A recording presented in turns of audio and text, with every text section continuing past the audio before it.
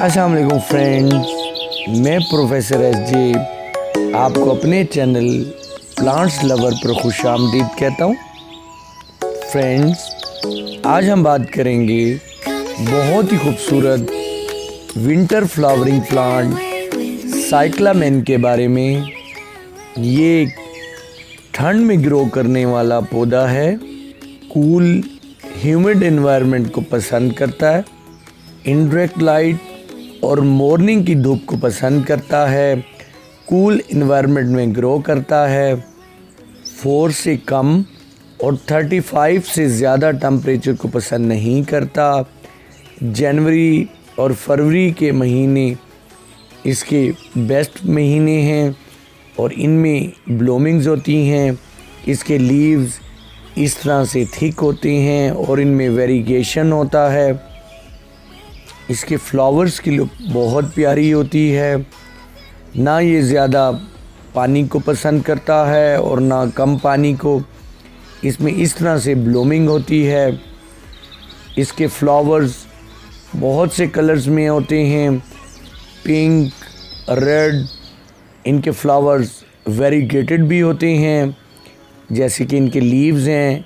इनके लीव्स में भी इस तरह से ग्रीन और वाइट कलरिंग होती है। इसके फ्लावर आप देख रहे हैं किस तरह से एक यूनिक लुक देते हैं और एक डिफरेंट अंदाज से खिलते हैं। इनकी ब्लूमिंग जनवरी और फरवरी के महीने में होती है। इसकी सॉइल को हल्का सा मॉइस्ट रखना पड़ता है, इसलिए हम इसमें ज़्यादा कंपोस्ट और कोकोपीट का इस्तेमाल करते हैं। इसमें वाटरिंग ना ज़्यादा करनी है और ना बहुत कम।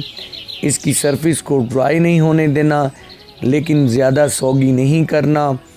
इसके पोट बेस्ट पोट्स वो पोट्स होती हैं जो वेल ड्रेन होती हैं, नीचे से होल्स की तादाद ज़्यादा होती है। इसमें फर्टिलाइज़र का इस्तेमाल ज़्यादा नहीं किया जाता, लेकिन आप इसमें NPK का इस्तेमाल कर सकते हैं, लेकिन लिक्विड फॉर्म में इसमें इस्तेमाल करें। इसकी वाटरिंग जब भी करें, इसके बॉटम से करें।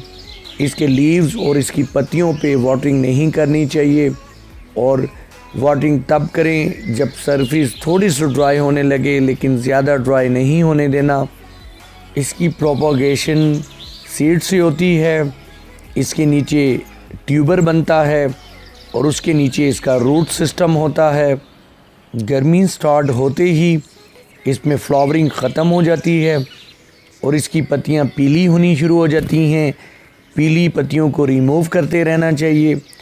पत्तियों का पीला होना इस चीज़ का इंडिकेशन है कि ये अपनी एनर्जी अपने ट्यूबर में स्टोर करनी शुरू कर देता है, और उन पत्तियों को फिर रिमूव कर देना चाहिए और इस प्लांट को सायादार और डार्क जगह और थोड़ी कूल जगह पर रख देना चाहिए और इसमें वाटरिंग ख़त्म कर देनी चाहिए।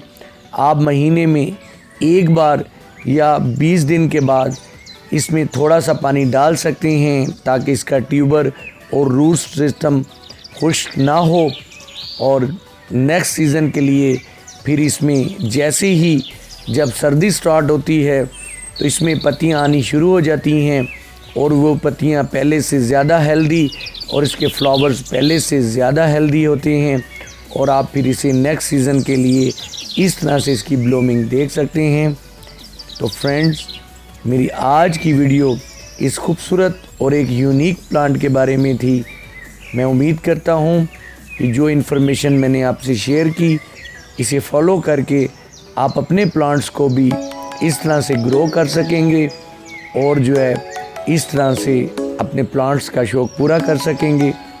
फ्रेंड्स, मेरी आज की वीडियो अगर आपको पसंद आई हो तो इसे लाइक कीजिएगा, मेरे चैनल को सब्सक्राइब कीजिएगा। अपना बहुत सारा ख्याल रखिएगा। फिर किसी नए प्लान के साथ और नई इन्फॉर्मेशन के साथ आपसे मुलाकात होगी। तब तक के लिए अल्लाह हाफिज़।